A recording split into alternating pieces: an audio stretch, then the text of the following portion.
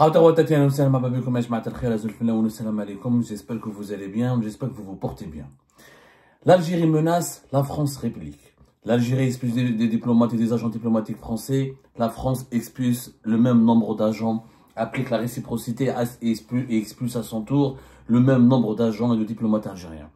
Coup pour coup, attaque contre attaque, insulte, invective, critique, convocation du chargé d'affaires de l'ambassade du pays qui est en place. Chaque jour, la crise entre l'Algérie et la France devient un feuilleton interminable de tensions, de reproches, de réprimandes, de violences, de critiques, d'animosité, d'incompréhension, de malentendus. Et cette relation toxique n'en finit pas de causer des dégâts. Qu'est-ce qui s'est passé? Le dimanche 11 mai, les autorités algériennes avaient réclamé le rapatriement. Ils n'ont pas annoncé l'expulsion. Ils ont demandé à ce que la France procède au rapatriement de 15 agents français dépêchés qui travaillent pour l'ambassade d'Algérie, qui travaillent pour l'ambassade de France à Alger, et qui ont été envoyés en renfort temporaire par le ministère français des Affaires étrangères, notamment dans le secteur de visa, pour pallier à l'absence ou à la précédente expulsion décidée le 13 avril 2025 par les autorités algériennes qui avaient expulsé 12 diplomates français. Donc, l'Algérie a expulsé 12 diplomates français le 13 avril. Le 15 avril, la France réagit et elle expulse 12 diplomates algériens. Sauf que la France a décidé la fin de semaine dernière, d'envoyer 15 diplomates français pour remplacer les 12 diplomates français au niveau de l'ambassade de France à Alger, pour les remplacer dans leurs fonctions et ne pas perturber le fonctionnement ou le travail de l'ambassade de France à Alger. Et donc, au moment où la France a décidé d'envoyer cette quinzaine de fonctionnaires pour remplacer les précédents diplomates expulsés, l'Algérie proteste et elle refuse de les accréditer, de les reconnaître, et elle demande leur départ immédiat, elle demande à ce que la France les rapatrie. Elle ne les expulse pas. Elle demande à ce que la France fasse un geste de rapatrier ses propres diplomates, et elle parle notamment de deux membres de la DGSI française, les services de secret français, les services de la Direction générale de la sécurité intérieure, le service de l'enseignement intérieur, qui relèvent du ministère de l'Intérieur, que l'Algérie refuse, et selon nos informations, ils ont été bloqués à l'aéroport, ils ont été rejetés, ils ont été refoulés, alors que les sources françaises démentent catégoriquement avoir enregistré le refoulement de deux de leurs agents de la DGSI en Algérie, et la confusion, elle est totale. Cette confusion a duré jusqu'à aujourd'hui, le mercredi 14 mai 2025, où les autorités françaises, par le biais du ministre des Affaires étrangères, M. Jean-Noël Barrot, le chef de la diplomatie française, qui a décidé de répliquer et d'expulser un certain nombre de diplomates algériens. Voilà ce qu'il a dit aujourd'hui. Notre réponse est immédiate, elle est ferme, elle est strictement proportionnée à ce stade, avec la même demande, c'est-à-dire le renvoi en Algérie de tous les agents titulaires de passeports diplomatiques qui n'avaient pas actuellement de visa. C'est ce qu'il a déclaré Jean-Noël Barrot, le ministre des Affaires étrangères français, sur BFM TV, sans préciser le nombre. Il a dit que nous allons demander le renvoi de tous les agents titulaires de passeports diplomatiques qui n'auraient pas actuellement de visa. Les Algériens ont souhaité renvoyer nos agents, nous renvoyons les leurs. Voilà ce qu'il a dit clairement. Alors, personne n'a compris de quoi il s'agit. Parce que l'Algérie, elle demande le rapatriement des agents diplomatiques, mais elle veut pas elle n'a pas décidé de les expulser. L'Algérie, c'est une déclaration officieuse, pas officielle, parce que le 11 mai dernier, c'était l'APS, l'agence de presse gouvernementale, qui s'est exprimée, qui a publié une dépêche sur ce sujet, sur soi-disant le chargé d'affaires de l'ambassade de France à Alger, qui a été convoqué par le ministère algérien des Affaires étrangères pour lui signifier la colère et la protestation de l'Algérie, pour lui demander de rapatrier 15 diplomates qui ont été dépêchés récemment par la France en Algérie. Là, il y a un imbroglio administratif, parce que le chef de la diplomatie française aujourd'hui, le 14 mai, il dit que nous allons renvoyer tous les agents titulaires de passeports diplomatiques qui n'auraient pas actuellement de visa. Or, il n'y a pas de visa entre les deux pays pour les diplomates. Les accords de 2013 et de 2007 entre les deux pays, il y a deux types d'accords, 2007 pour les passeports diplomatiques, 2013 on a rajouté les passeports de service aux passeports diplomatiques, n'exige pas, les détenteurs de passeports diplomatiques algériens n'ont pas besoin de visa pour venir en France, et les détenteurs de passeports diplomatiques français n'ont pas besoin de visa pour venir en Algérie.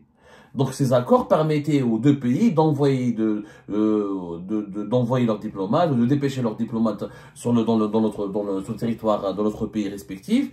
Et sauf, il n'y a pas de visa, mais quand la France, par exemple, veut nommer des diplomates au niveau de son ambassade en Algérie, et quand l'Algérie doit nommer des diplomates au niveau de son ambassade, de ses consulats en France, il doit demander l'accréditation. Mais la liberté de circulation était garantie entre les deux pays.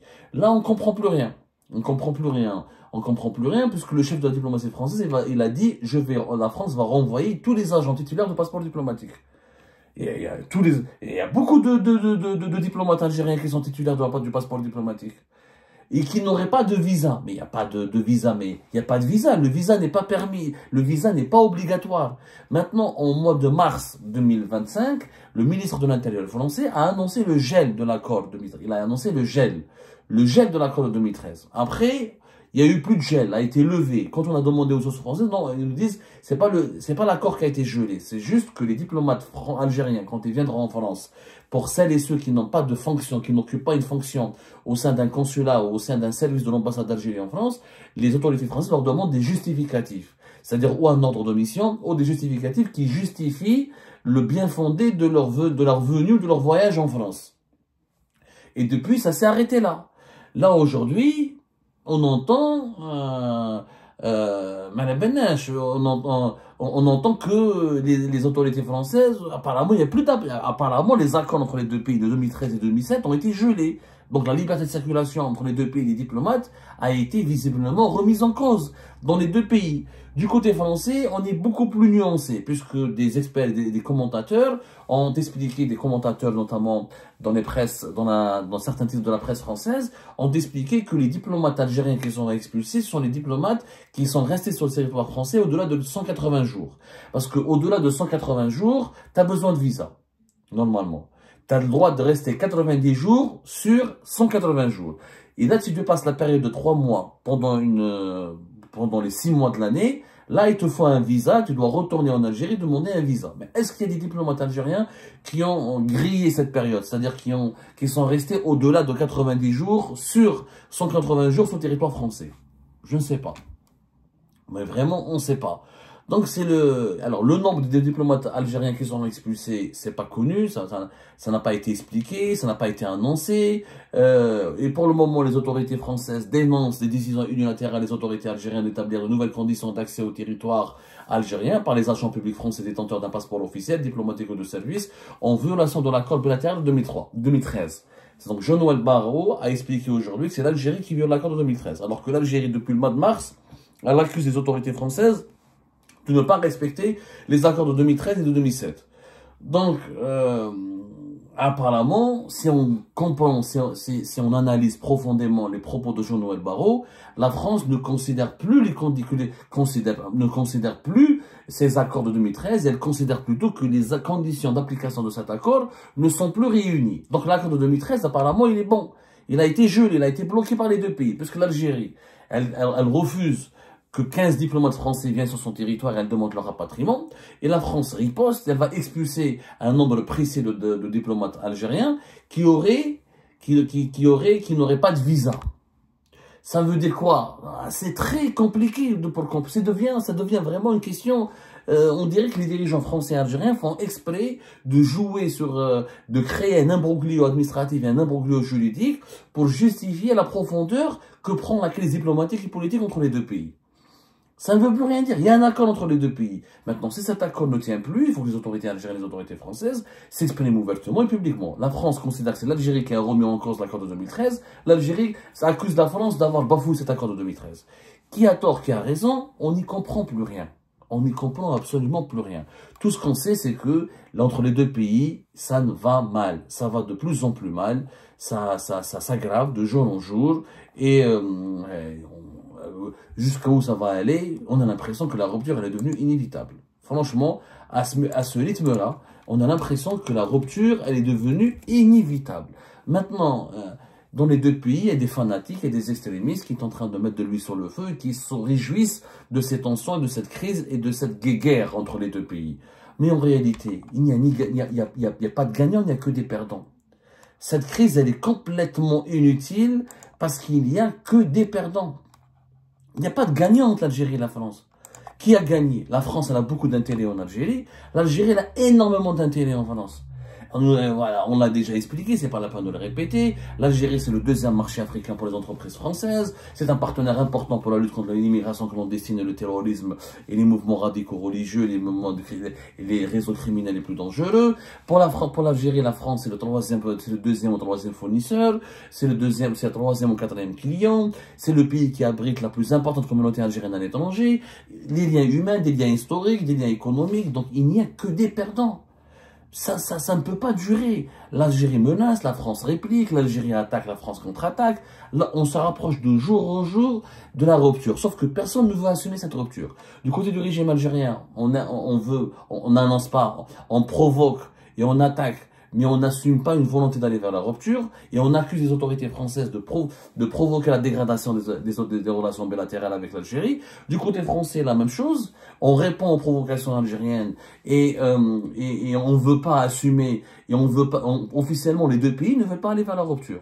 À écouter les dirigeants algériens et les dirigeants français depuis le début de cette crise, notamment au début de l'année. La crise a commencé fin juillet 2024, mais elle a commencé début de l'année 2020. Elle a pris une dimension encore plus dramatique et plus intense depuis le début de l'année 2025.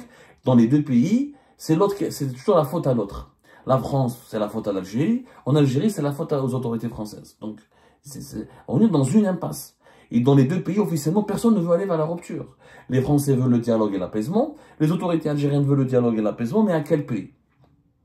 À quel prix? Les Algériens ne veulent pas parler avec Bruno Retailleau et le ministère de l'Intérieur français. Ils accusent maintenant la DGSI française et une partie des services secrets français d'être hostiles et d'être diaboliquement hostiles à l'Algérie. En France, on ne veut plus parler. On considère que l'entourage de Tebboune, il est infiltré par des réseaux anti-français et francophobes, et qu'ils veulent absolument et que certains réseaux du régime algérien ont commis des crimes, ont tenté de commettre des crimes dangereux, jusqu'à même violer la sécurité nationale, jusqu'à des actes d'espionnage et d'agression et de menaces contre certains ressortissants établis sur le territoire français, ce qui est vécu comme une atteinte à la sécurité nationale, à l'ordre public de la République française.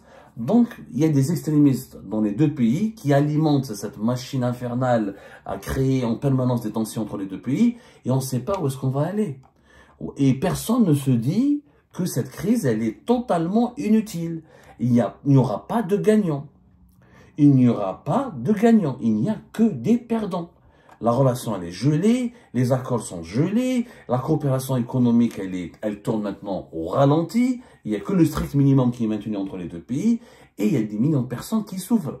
Quand ils regardent dans les médias, il y a des millions de Franco-algériens, de Français d'origine algérienne, d'Algériens naturalisés français, ou d'Algériens établis en France, de Français établis en Algérie, qui sont totalement agressés chaque jour par les épisodes, par les pics de tension de ces épisodes quotidiens, de cette crise qui devient rocambolesque et qui prend des allures de cinéma. Ça devient, on dirait, du cinéma, un récit cinématographique, cette crise. Ça ne peut pas durer. Ça ne peut pas vraiment durer. Maintenant, ou des sages, ou des réseaux de sagesse ou des personnalités réputées pour leur sagesse, ou de quelques pôles. Il faut que la société civile s'implique. Il faut que les sociétés civiles s'impliquent. Il faudrait que du côté algérien, on arrête de politiser certains différends et certaines divergences avec la France. Il faut que du côté algérien et du côté français, on fasse de même. On arrête de politiser certains sujets de tension qui relèvent d'ordre technique ou d'ordre mémoriel, d'ordre juridique. La politisation excessive des divergences entre les deux pays est en train de mener l'Algérie et la France vers l'irréparable. Vers l'irréparable. Et encore une fois, il n'y a pas de gagnants. Il n'y a que des perdants. Les deux pays ont tellement d'intérêts en commun qu'ils sont en train de se faire du mal mutuellement à travers cette crise inutile.